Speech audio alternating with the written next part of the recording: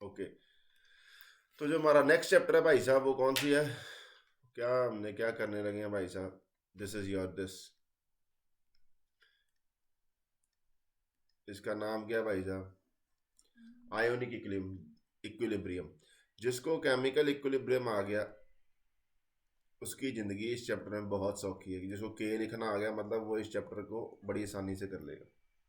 के लिखना आना चाहिए, ठीक है जी। सबसे पहले देखो, तुमने सब्सटेंसेस पढ़े हुए हैं, वेरियस सब्सटेंसेस, ठीक है, दो तरह के हो सकते हैं, आपने पढ़ा हुआ है, ठीक है। जो भी हमने पढ़े हैं सब्सटेंस वो दो कैटेगरी से बांटे जा सकते हैं, इलेक्ट्रोलाइट एंड नॉन इलेक्ट्रोलाइट, ठीक है जी। सीधे बात करेंगे, यहाँ पे बीच वाली बकवास में करने की जरूरत नहीं है, ठीक है। इलेक्ट्रोलाइट वो चीज़ होती है, चलो एक तुमसे एक बात पूछता हूँ, तुमको इलेक्ट्रोलिसिस भी नहीं पता क्या होती है, मैं गारंटी देता हूँ। चलो एक बात बताओ, ठीक है, डायग्रामेटिकली देखते हैं इस चीज़ का। I know you don't know electrolysis. ये बर्तन है, ठीक है जी। चलो इलेक्ट्रोलाइट की डेफिनेशन बताओ। जो इजीली आयंस में टूट जाए कोई भी चीज एक्वस या मोल्टेन स्टेट में। आयंस में टूट जाए दैट इज कॉल्ड। और क्या होता है बात उसके बारे में? इलेक्ट्रोलिसिस क्या होती है? डिसोसिएशन ऑफ सम क्या कहते हैं किसी भी कंपाउंड का आयनिक या एक्वस या मोल्टेन स्टेट में इलेक्ट्रिसिटी होती है। जैसे वो एक प्रोसेस होता है जिसमें हम ऊंची बोलो, जय माता, जोर से बोलो। एनोड और किट। एनोड के थोड़ी में इलेक्ट्रोलिसिस की डेफिनेशन बताओ, तुमको समझाएगी क्या थी इलेक्ट्रोलिसिस, मेरे को पता है तुम जो जानते हो इलेक्ट्रोलिसिस के बारे में वो गलत जानते हो। ये कि जब हम इलेक्ट्रिसिटी पास करते हैं इलेक्ट्रोलाइट के थ्रू तो वो फिर आयंस में चेंज होती है। अच्छा, it is dissociate dissociation of electrolyte into ions on passage of electricity, किस स्टेट में, है ना, इन एक्वस और मोल्टन स्टेट, ठीक है जी। यही बोला ना तुमने,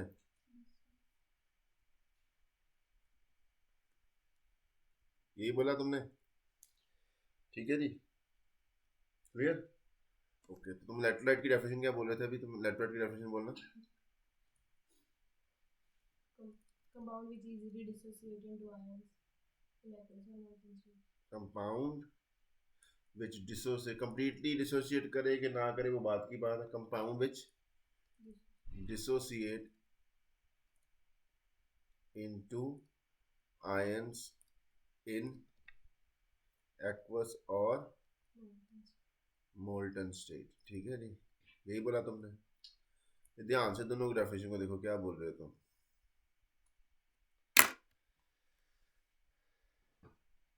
हाँ जी, जेई, जेई वालों का दिमाग चलना चाहिए, चलो बताओ जरा जेई का दिमाग क्या चलता है। इसको हम रोक देते हैं, अभी वीडियो लंबी है, फिर बच्चे बोलेंगे सर बकवास है। सुनो भाई साहब, देखो ये दो डेफिनेशन तुमने लिखाई हैं, तुम बच्चों छोटी क्लास में पढ़ते आ रहे हो। Compound which dissociate into ions in aqueous और मोल्टन स्टेट, ऐसे कंपाउंड जो कि आयंस में बन जाए, जब उनको किस में डालो, पानी में घोल दो या पिघला दो, वो आयंस में बन जाए, that compound are called electrolytes. और इलेक्ट्रोलिसिस आपको क्या बोलते हैं, it is dissociation of electrolytes into ions on passage, अगर करंट पास करो तब आपका इलेक्ट्रोलाइट किस में ब्रेक करेगा, आयंस में, इन एक्वस और मोल्ड। करंट के बिना ये काम नहीं होगा according to your definition. This definition is wrong, this is correct. यही सारी उम्र पड़ी ना इलेक्ट्रोलिसिस, यही गलत है, ठीक है जी। Okay,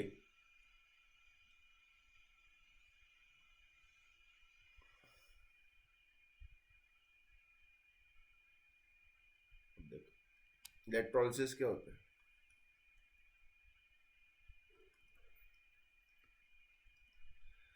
It when electrolyte is dissolved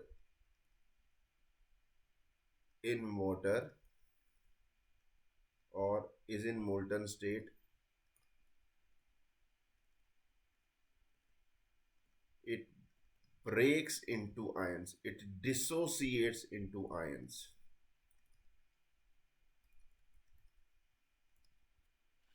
And when a current is applied,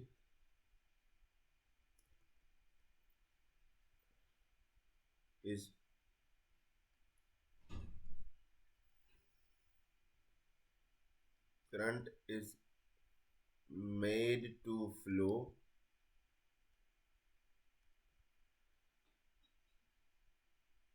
through this aqueous solution or molten state, ठीक है, of electrolyte. Ions carry current.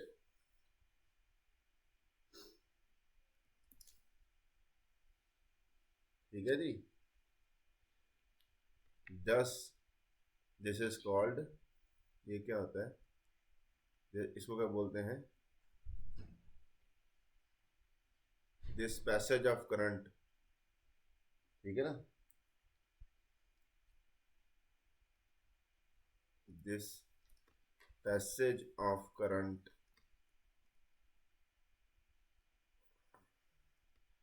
via electrolyte in aqueous or molten state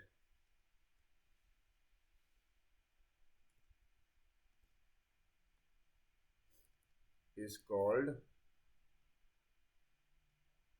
electrolysis. समझ लग गई है, बात clear हो गई, is called electrolysis.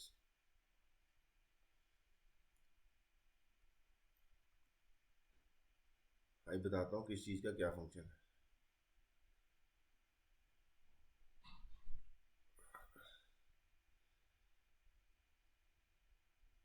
Okay, second thing बात करें.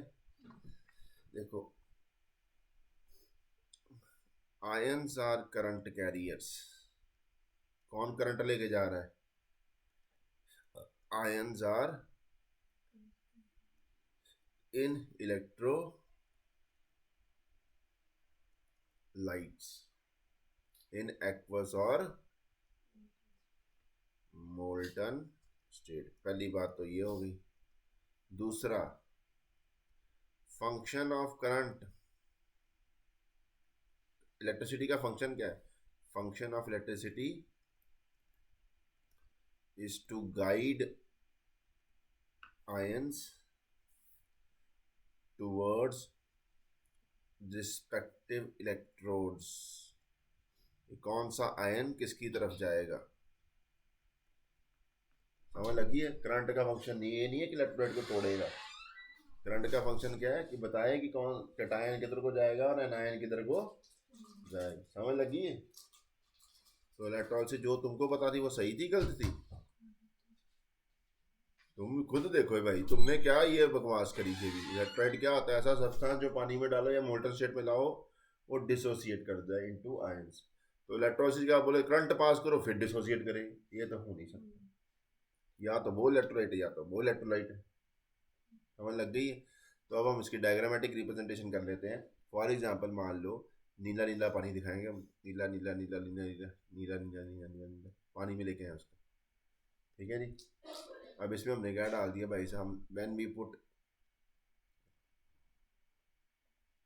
Sodium chloride into it. ठीक है जी. Sodium chloride into it, it will break into sodium ions and chloride ions. ठीक है जी. ये मान लो अभी तक तो ये हो गया, इतना काम हो गया. This is called electrolyte. अब हम इसमें क्या डाल देंगे भाई साहब? करंट अप्लाई करेंगे. ठीक है. बैटरी लगा दी. एक जो बड़ा एंड होता है पॉजिटिव, छोटा एंड क्या होता है? बैटरी लगाई है, सेल नहीं लगाया. सेल ऐसे ही होता है, बस एक बार लिख दिया सेल होता है. ठीक है जी. बात क्लियर हो गई है। अब ये देखो, ये पॉजिटिव एंड है, तो अब आपका जो क्लोराइड है वो इधर की तरफ मूव करेगा, और ये किसकी तरफ मूव करेगा? करंट ने सिर्फ डायरेक्शन दी है ना, आपने करंट बीच में इलेक्ट्रोड्स डिप करे, तो सोडियम आयन को ये पता लग गया कि मैंने इधर की तरफ जाना है, और इसको ये पता लग गया इस कैटायन किसकी तरफ जाता है, जो नेगेटिवली चार्ज टर्मिनल होता है कैथोड होता है। और जो आप ये इलेक्ट्रोलिटिक सेल है, एनोड कौन सा होता है? Positively charge. इलेक्ट्रोलाइट सेल में याद रखना, ये इलेक्ट्रोलिटिक एक सेल बना दिया, कौन सा? इलेक्ट्रोलिटिक। कौन सा सेल बना दिया है? Electrolytic cell. उसमें आपको पूछेंगे, एक होता है इलेक्ट्रो बोलते हैं केमिकल सेल, एक होता है केमिकल सेल, ठीक है जी। उसमें उल्टा होता है, एनोड नेगेटिव होता है, कैथोड क्या होता है? पॉजिटिव। ठीक है, वो हम अगले साल करने वाले रिडॉक्स में करते हैं वो, ठीक है जी। ये एनोड है, ये क्या है जी? कैथोड है। बात क्लियर हो गई है? समझ लग गई? चलो जी, now you get what is electrolyte. और नॉन इलेक्ट्रोलाइट क्या होगा? Compound which do not dissociate into, ठीक है जी। इलेक्ट्रोलिसिस तो उसकी होगी नहीं, ठीक है जी। बात करें आगे, चलो अब आगे बात करते हैं किसकी।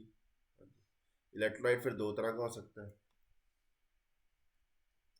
फिर इलेक्ट्रोलाइट कितने तरह का हो सकता है? दो तरह का हो सकता है। ओ एक और वर्ड, लेट मी, आप छोटी छोटी बातों का ध्यान रख के चलना, क्योंकि इस छोटी बातें ही एमसीक्यूज बन जाती हैं, ठीक है जी। ये वर्ड क्या लिखा हुआ है? एक वर्ड होता है, ये आपने लिखा है वर्ड डिसोसिएट, एक वर्ड होता है डिसोसिएशन, छोटी छोटी बातें बट इंपॉर्टेंट बातें। एक वर्ड होता है आयोनाइजेशन। डिसोसिएशन और आयोनाइजेशन में क्या फर्क है?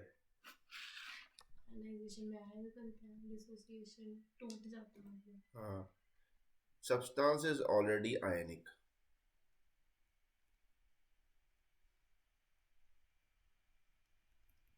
It is formation of ions. ये आयनिक नहीं है, आयन बनेंगे जब ऐसे HCl को पानी में डालोगे ना, एक पोलर कोवलेंट कंपाउंड होता है ना HCl, तो पानी में डालो तब ये आयंस बनाता है, डिसोसिएट करता है ना, ठीक है। क्लियर है जी? समझ लग गई कि नहीं? तो this is the difference between dissociation and ionisation. तो what is the function of water over here? You can tell me, you have done this in chemical bonding also I guess, ये पढ़ा होगा कि ये सोडियम क्लोराइड जब पानी में डालते हो तो टूटता क्यों है? ये लो, ब्लू कलर का पानी होता है भाई,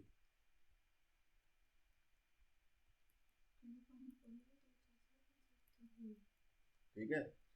देखो भाई, तुमको पता है इनके बीच में लग रही है बड़ी स्ट्रॉन्ग फोर्सेस ऑफ अट्रैक्शन, ये पॉजिटिव चार्ज है और ये क्या है जी? Negative charge. अब वाटर भी क्या है तुम्हारा? पोलर है। तो वाटर का अगर मैं देखूं, वाटर को इसके इर्द गिर्द अरेंज करूं मैं, नेगेटिव पॉजिटिव पॉजिटिव, ऐसे ही होता है ना, ऐसे ही अरेंज होगा वाटर, वाटर की बेंड शेप होती है, इसके इर्द गिर्द ऐसे अरेंज हो जाएगा, और इसके इर्द गिर्द क्या हो जाएगा? उल्टा अरेंज हो जाएगा। ये कराया होगा मैडम ने? कराया कि नहीं कराया? नहीं तो मैं तुम अभी करा रहा हूँ, तो देख लो, ठीक है। यानी कि इनके बीच में भी क्या लगेंगी? बड़ी स्ट्रॉन्ग फोर्सेस लगेंगी, ठीक है, ठीक है। ये इसको खींच रहा है, इसको वापस खींच रहा है, तो अब क्या हो जाएगा? तुम्हारा सोडियम अलग हो जाएगा और क्लोराइड आयन अलग हो गया, ठीक है। अब इसके इर्द गिर्द वो क्या करेगा जी? जो वाटर मॉलिक्यूल होगा वो इसके इर्द गिर्द क्या बना लेगा? एक क्या बना लेगा? ये रट्टा नहीं मारना स्ट्रक्चर को, पता कि नहीं पता? ये ऐसे करके बनाया होगा कि मैंने तो बनाया था, ऐसे क्लोराइड भी ऐसे ही करेगा सेम। क्लोराइड के इर्द गिर्द कैसे इकट्ठा हो जाएगा? हाइड्रोजन वाली साइड इधर की तरफ पॉइंट करेगी, ठीक है।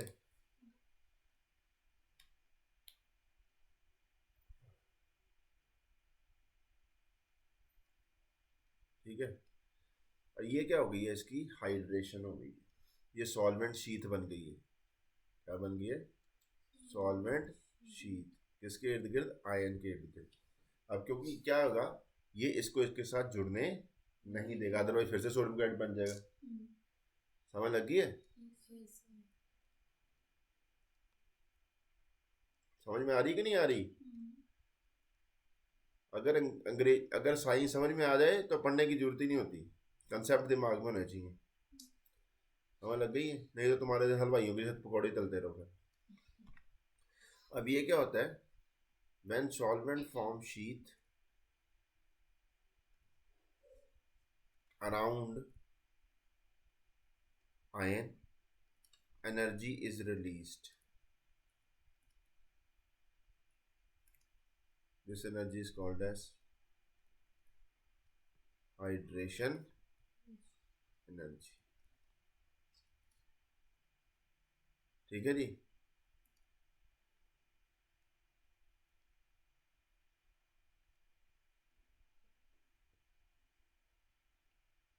ठीक है, higher is hydration energy, higher is solubility. कराओगे of a salt of a compound, ठीक है जी। दो चीजें होती है, लैटिस एनर्जी एक होती है हाइड्रेशन। जो चीज सॉल्युबल होगी पानी में उसकी हाइड्रेशन एनर्जी का होनी चाहिए हाई, और लैटिस एनर्जी का होनी चाहिए लो। ठीक है जी, ये आपने कंसेप्ट करा होगा। ठीक है, नहीं करा तो फिर केमिकल बॉन्डिंग चैप्टर देख लेना एक बार फिर से। Higher is hydration energy, higher is the solubility of the compound. ठीक है, smaller ions are more hydrated. जो छोटा आयन होगा वो ज्यादा हाइड्रेटेड होगा। ठीक है जी,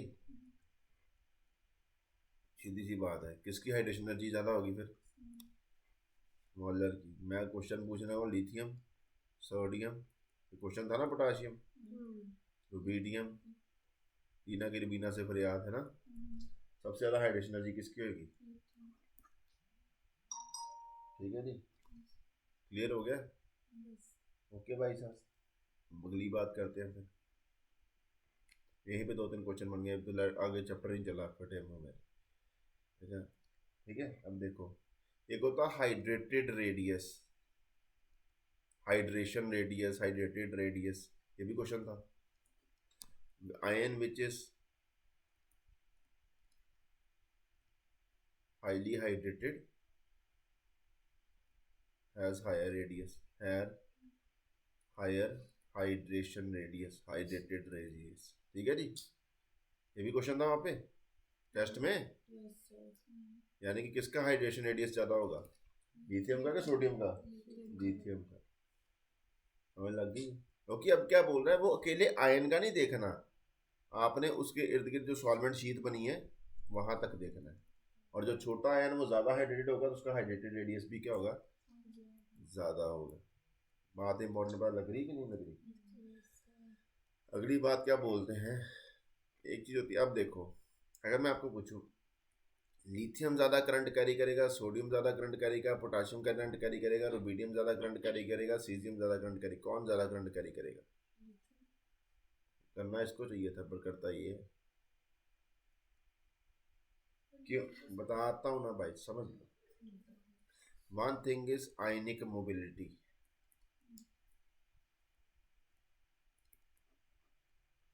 आयनिक मोबिलिटी, ठीक है जी। अब देखो भाई, सॉल्व आयन के इर्द गिर्द क्या बन गया जी? समझ लोगे तो समझ लग जाएगी।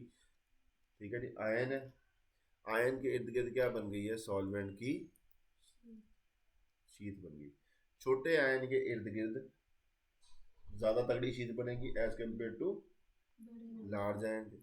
अब ये पानी में चलेगा, ये अकेला नहीं चल रहा, अब ये पूरी सॉल्व, अब देखो ये इधर को चलने की कोशिश करेगा, ठीक है, इसका नेगेटिव ऐसे करे पॉइंट करेगा ना, ये उल्टा डायरेक्शन में जाने की कोशिश करेगा, यानी कि इसको पीछे को ड्रैग करेगा, ये आगे की जाने की कोशिश करेगा, पीछे की जाने की कोशिश करेगा, विस्कस ड्रैग है एक हिसाब से, ठीक है। तो इसको चलने में क्या आएगी, जितना ज़्यादा हाइड्रेटेड होगा उसको चलने में उतनी तो, हाँ, ठीक है जी, is less for highly hydrated ion. समझ में लगी है? The ion is not moving alone, it is moving along with the solvent sheath around it, and it is moving opposite direction. तो करंट अप्लाई करोगे, ये पॉजिटिव होती है, ये शीथ क्या होगी, नेगेटिवली चार्ज होगी, ये ऊपर ऑपोजिट डायरेक्शन में जाएगी, ये उधर जाएगी। समझ लगी? और ये पूरा का पूरा जब मूव करेगा, और ये आगे भी इसके जैसे ही होगा, इनके थ्रू जब मूव करने की कोशिश करेगा, बड़े बड़े के थ्रू, इसको रास्ता चलने के लिए क्या मिलेगा, कम मिलेगा। फ्री आयन होने से कुछ नहीं होता, आयन की मोबिलिटी भी होनी चाहिए। समझ लग गई है? ठीक है, less for highly hydrated ion, इसको म्यू से डोनेट करते हैं, ठीक है जी। बात ये होगी, छोटा नहीं होता कि छोटा फास्ट मूव करेगा, जिसकी हाइड्रेशन कम होगी वो फास्ट मूव करेगा, और उसी के हिसाब से करंट पास होगा। आपको बोले किस में से, लिथियम क्लोराइड में से ज़्यादा करंट पास हो रहा होगा, सोडियम क्लोराइड में से? सोडियम क्लोराइड, ठीक है। इन्नी बात क्लियर हो गई, उन्हें क्वेश्चन कर लोगे नाल दे बहुत ज़्यादा हो जाने, कंसेप्ट यही है, ठीक है। साइज देखना किदा साइज बड़ा किदा साइज छोटा है ना। एक गल होर दसा तुहानू मैं, बेवकूफ़ा की गल ना सोचने लग पैना, ये तो नमक था, आयनिक होता है, ठीक है। एक चीज़ होती है नॉन इलेक्ट्रोलाइट, जैसे शुगर, डिस्टिल्ड वाटर के अंदर अगर शुगर डाल दो ना, करंट गुजरेगा उसमें से? नहीं, क्योंकि ये कंपाउंड क्या है, कोवलेंट कंपाउंड है, नॉन इलेक्ट्रोलाइट। यूरिया डाल दो, आयन बनेंगे तो करंट आएंगे, अदरवाइज यूरिया इम्प्योर ना होगा, करी गल यूरिया च लोना को लिया करंट खा के बह जाओ, ठीक है। बात क्लियर होगी? डिस्टिल्ड वाटर में से करंट कैरी होएगा, अगर डिस्टिल्ड वाटर में से इलेक्ट्रोलिसिस करने की कोशिश करो तो करंट पास होएगा? नहीं होएगा, क्योंकि आयन नहीं है। पानी होने से कुछ नहीं होता, डिस्टिल्ड वाटर में से करंट पास टैप वाटर में से क्यों होता है? आयन होते हैं, है ना। बात खत्म हो गई।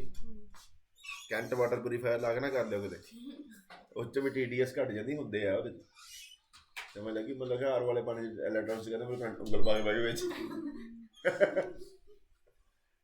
समझ लगी। फिर बाल फिर लगा चौक लगा आता ना मजूरी ठीक है, बकवास करी काफ़ी ज़्यादा है ना हमने, समझ लगी। तो I think you got the meaning of electrolytes and substances. दो तरह के हो सकते हैं, one is your electrolyte and other is non electrolyte. Electrolyte की एग्जांपल है जो आपको पता है, जिस पे ये बकवास करेंगे जो बिल्कुल ठीक है ना, ठीक है। नॉन इलेक्ट्रोलाइट क्या होता है, जो ऐसा ना करे, है ना, वो भी हो गया। अब हमको बकवास करने की इसके आगे जरूरत नहीं है। सुक्रोज, ग्लूकोज, ठीक है भाई साहब, यूरिया, ठीक है जी। अब इलेक्ट्रोलाइट भी आगे दो तरह के हो सकते हैं, स्ट्रॉन्ग एंड वीक, ठीक है जी। ठीक है, स्ट्रॉन्ग क्या होंगे, जितने भी सॉल्ट्स होते हैं, एक बात याद रखना, सॉल्ट जितने भी होते हैं, ऑल सॉल्ट्स स्ट्रॉन्ग इलेक्ट्रो, ठीक है जी। अब मैं पूछूं तुमको, अमोनियम क्लोराइड ये सॉल्ट है कि नहीं है, ये स्ट्रॉन्ग इलेक्ट्रोलाइट होगा कि नहीं होगा? All salts are strong electrolytes. अगर मैं तुमको पूछूं स्ट्रॉन्ग एसिड भी क्या होगा, स्ट्रॉन्ग इलेक्ट्रोलाइट, जैसे HCl हो गया strong acid, H2SO4, HNO3, mineral acid जितने भी होते हैं स्ट्रॉन्ग होते हैं। कार्बन के एसिड क्या होते हैं, वीक होते हैं। जैसे एसिटिक एसिड बोलो, ये क्या होगा, वीक, कार्बन का एसिड है ये। फॉर्मिक एसिड क्या होगा, वीक, ठीक है जी। और इसके बाद आगे कार्बोनिक एसिड बोल दूं, H2CO3 वीक ही है। ये सारे क्या है, कार्बन के एसिड वीक, ठीक है जी, क्लियर है। आगे चलते हैं, फिर किसकी बात करते हैं। स्ट्रॉन्ग इलेक्ट्रोलाइट की एग्जांपल ये बनी हुई है, और स्ट्रॉन्ग बेस की सोडियम हाइड्रोक्साइड, स्ट्रॉन्ग बेस, ठीक है जी। कैल्शियम हाइड्रोक्साइड स्ट्रॉन्ग बेस, ठीक है जी। अब ये देखो ammonium hydroxide, ammonium hydroxide weak base. जो स्ट्रॉन्ग एसिड है वो स्ट्रॉन्ग इलेक्ट्रोलाइट है, जो स्ट्रॉन्ग बेस है वो भी स्ट्रॉन्ग इलेक्ट्रोलाइट है, बट जो वीक एसिड है वो वीक इलेक्ट्रोलाइट है, और वीक बेस भी क्या है, ठीक है जी। बट सॉल्ट जेड़ा मर्जी होवे, सॉल्ट इज ऑलवेज जिसका मर्जी स्ट्रॉन्ग। अब देखो सोडियम क्लोराइड सॉल्ट है किसका, देखो सॉल्ट में जो पॉजिटिव आयन होता है ना वो बेस से आता है, और सॉल्ट में जो नेगेटिव आयन होता है वो किससे आता है, आपको पता चल जाएगा कौन सा एसिड है। ये सोडियम क्लोराइड किससे बना है, सोडियम हाइड्रोक्साइड और HCl, सिंपल सी बात। अब अमोनियम क्लोराइड किससे बना होगा, अमोनियम हाइड्रोक्साइड से और HCl। समझ लग गई। अब ये तो स्ट्रॉन्ग इलेक्ट्रोलाइट, क्या ये स्ट्रॉन्ग इलेक्ट्रोलाइट है, नहीं। ये स्ट्रॉन्ग इलेक्ट्रोलाइट है, हाँ। सॉल्ट चाहे जिसका मर्जी हो, ठीक है, सॉल्ट हमेशा क्या होगा, स्ट्रॉन्ग इलेक्ट्रोलाइट। अब ये देखो फॉर एग्जांपल अमोनियम एसिटेट की बात कर लेते हैं, ammonium acetate, ammonium ion ammonium hydroxide से आया होगा, और ये किससे आया होगा, एसिटिक एसिड, अमोनियम एसी। क्या ये स्ट्रॉन्ग इलेक्ट्रोलाइट है, नहीं। क्या ये स्ट्रॉन्ग इलेक्ट्रोलाइट है, नहीं। बट क्या ये स्ट्रॉन्ग इलेक्ट्रोलाइट है, हाँ। सॉल्ट हमेशा क्या होगा, स्ट्रॉन्ग इलेक्ट्रोलाइट। बात खत्म, इतनी ही बकवास करेंगे, ठीक है जी। आगे चलते हैं फिर, ठीक है जी। ये देखो, ठीक है, स्ट्रॉन्ग इलेक्ट्रोलाइट क्या होता है, वीक इलेक्ट्रोलाइट क्या होता है, इसके बाद weak acid weak base, do not go undergo complete dissociation. ठीक है जी, बात क्लियर हो गई कि नहीं होगी, ठीक है। ये तोड़ दिया। अब फैक्ट अब देखो के लिखना हमने सीख ली, ठीक है, ठीक है। देखो कोई भी मान लो वीक इलेक्ट्रोलाइट है, मान लो एसिड ही वीक था, इक्विलिब्रियम वाला एरो क्या था, कैसे इक्विलिब्रियम वाले एरो की रिप्रेजेंटेशन क्या होती है, ये भी एक क्वेश्चन है। ये होती है कि ये होती है ऊपर वाली, ये नहीं होती, ये भी गलती है। हो सकता है गलत पूछा हो तो future of following represent incorrect representation, arrow भी देख लेना। मैं बोल रहा हूँ ये भी हो सकता है कि एरो भी गलत डाले हो, ठीक है जी। HA को जब पानी में डाला, ठीक है, स्टेटमेंट लिखनी आ गई, सब कुछ आ गया। HA plus water gives H positive plus A negative, ये भी एक्वस, ये भी एक्वस। ये एक्चुअली किस फॉर्म में लिखते हैं आपको पता है, H3O हाइड्रोनियम आयन, पता है ना आपको, ठीक है। अब इसका अगर मैंने K लिखना हो, K कैसे लिखे, concentration of H positive concentration of A negative upon concentration of HA into water, because water क्या है, सॉल्वेंट है। कैसे पता चला, एक्वस, तो हमने लास्ट में ही पढ़ लिया था, उसकी कंसंट्रेशन क्या रहेगी, निगलेक्ट कर सकते हैं क्योंकि चेंज ही नहीं होगी उसकी कंसंट्रेशन है, ठीक है। तो इक्वेशन अब क्या बनेगी, KA is equal to H positive A negative upon, कुछ नया काम किया इसमें, नहीं किया है ना, सेम ही है। तो this is called dissociation constant of acid, dissociation constant of acid. Is it okay, clear है भाई साहब। अब देखो अगर इसकी स्टार्टिंग में कंसंट्रेशन C थी एट T0, इसकी कंसंट्रेशन क्या होगी, 0 0।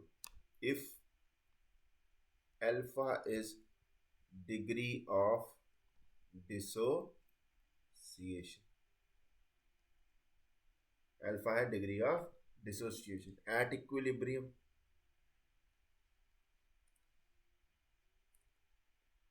इसकी क्या वैल्यू हो जाएगी, C minus C alpha, C minus alpha नहीं, सी माइनस, ठीक है ना।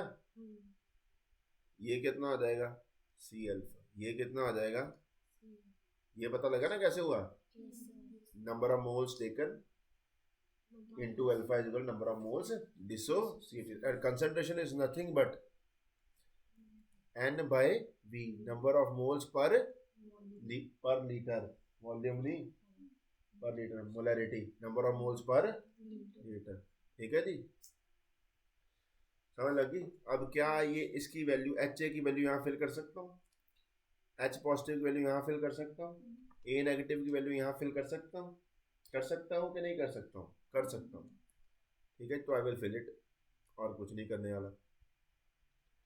तो K A C alpha into C alpha upon C minus C alpha, तो it is C alpha C square alpha square upon C into one minus alpha, ये C ये cut गया, ठीक है जी। तो K A is equal to C alpha square one minus alpha, है कि नहीं है, क्लियर है। If alpha is very very small, neglect in denominator, कर सकते हैं कि नहीं कर सकते, अगर आपको, ठीक है, डिनोमिनेटर, तो क्या हो गया, C alpha square is equal to K A, तो अल्फा क्या हो गया, alpha square is equal to what,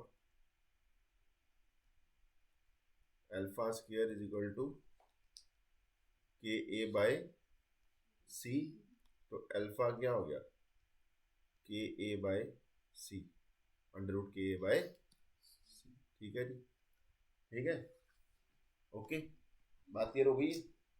अब ये देखो आगे क्या है, इससे क्या पता चलता है, degree of dissociation is inversely proportional to square root of concentration,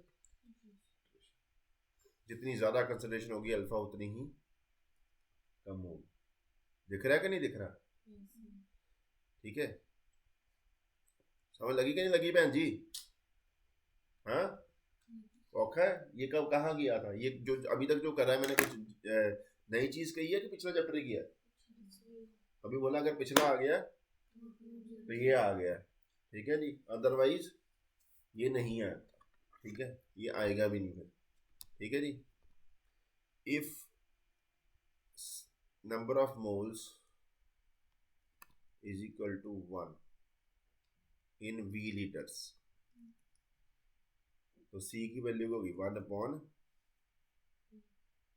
ठीक है जी, तो इसकी जगह हम ये नहीं भर सकते, फ्रॉम 1 एंड 2,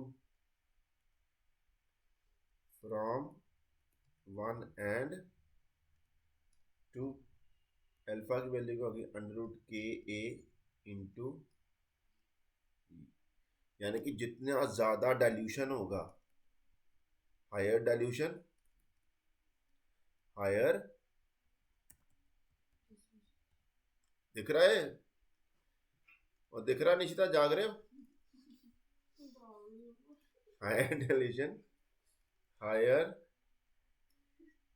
डिसोसिएशन,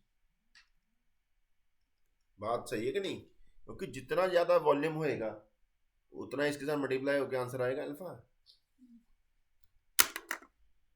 तो this is Ostwald dilution law, हो गया ये भी खत्म, ओस्टवाल्ड डाइल्यूशन लॉ,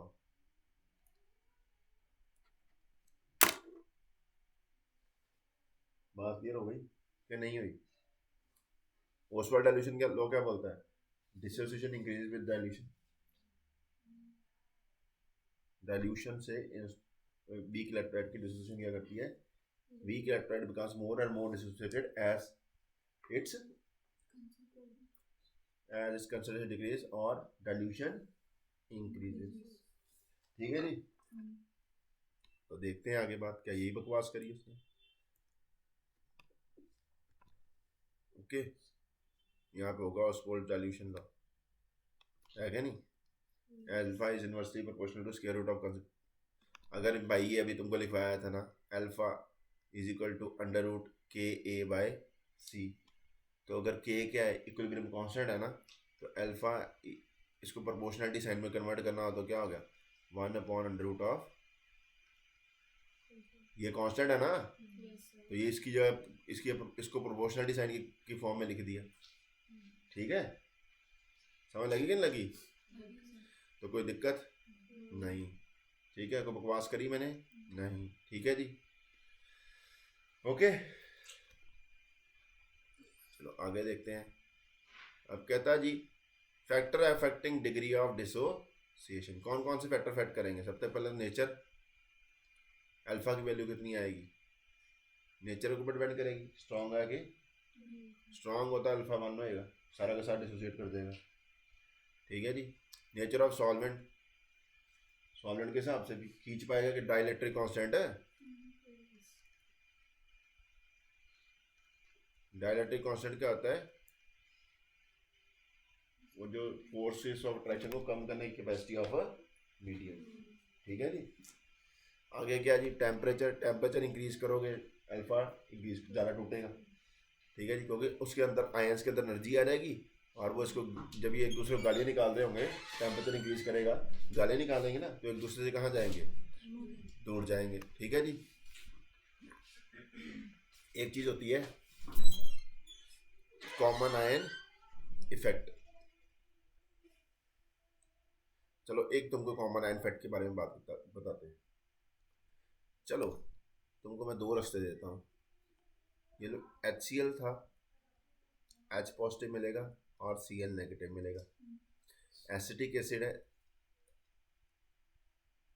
यहाँ पे नहीं देखते इसको, उधर ब्लैक बोर्ड पे देखते हैं। किधर देखते हैं? ब्लैक बोर्ड पे देखो। ये डाइल्यूशन लॉ समझ लग गया, ऑसवाल्ड डाइल्यूशन लॉ? ठीक है, कंपटीशन के अकॉर्डिंग तैयारी करनी है मैं इस चैप्टर की। ठीक है जी। HCl, H positive, Cl negative. ठीक है जी। और एसिटिक एसिड टूटेगा। हाँ जी, हाँ जी, हाँ जी, हाँ जी। See I given you 2 acids in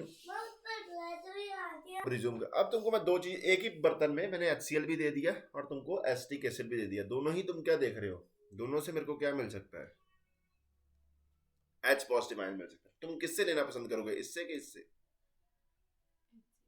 HCl से, क्योंकि वो कंप्लीटली डिसोसिएट हो जाएगा, वो दे देगा। वो ये इतनी आसानी से नहीं देगा। अगर ये देगा, मान लो, देखो आपको पता है ये सिचुएशन कहाँ पे है, ये सिचुएशन कौन सी है, ये वीक है, तो ये पूरा नहीं टूटेगा, तो कहाँ पे आ जाएगा, ये इक्विलिब्रियम पे आ जाएगा।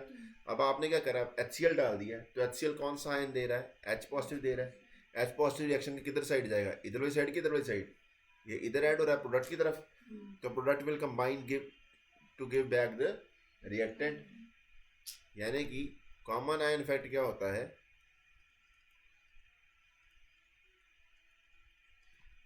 if a strong electrolyte is added to solution of weak electrolyte having ion common with weak electrolyte, इसका आयन इसके साथ क्या था, कॉमन था। ठीक है ना? Then dissociation of weak electrolyte is suppressed, हुई कि नहीं? This effect is called as common ion effect। यानी कि जो भी H पॉजिटिव की कंसंट्रेशन होगी इन दोनों के सोल्यूशन में, अगर आपने इन दोनों को मिक्स कर दिया है, तो जो H पॉजिटिव कंसंट्रेशन किसके बराबर होगी, इसके बराबर होगी कि इसकी कंसंट्रेशन के बराबर होगी? इसकी वैल्यू आपने नहीं नोट करनी। जो pH निकलेगा इसके अकॉर्डिंग निकलेगा, इसके अकॉर्डिंग pH, इसकी कंट्रीब्यूशन 0 होगी। क्योंकि इसने तो भाई साहब को तोड़ के डाला पीछे हो। ये ली कैटलर प्रिंसिपल के अकॉर्डिंग बात करी है मैंने। कि नहीं? कुछ करा है, दिख रहा है ना, इमेजिन हो रहा है ना। अगर इक्विलिब्रियम समझ में आ गया तो ये समझ लग जाएगा। ठीक है बहन जी। और बोलते हैं केमिस्ट्री रट्टा है, क्या रट्टा है इसमें? ठीक है चलो, अब ये बताओ, ये सोडियम हाइड्रोक्साइड डाला और ये अमोनियम हाइड्रोक्साइड डाला, OH नेगेटिव आयन की कंसंट्रेशन किसके बराबर होगी? अमोनियम हाइड्रोक्साइड के बराबर, किसके बराबर? Sodium hydroxide. वो स्ट्रॉन्ग है, वो वीक और कॉमन आयन फैक्ट लग जाएगा। जो भी OH नेगेटिव आएंगे वो इसी के कारण आएंगे। लिख सकते हो ना फिर से, ये टूटा सोडियम हाइड्रोक्साइड, ये टूटा किसमें?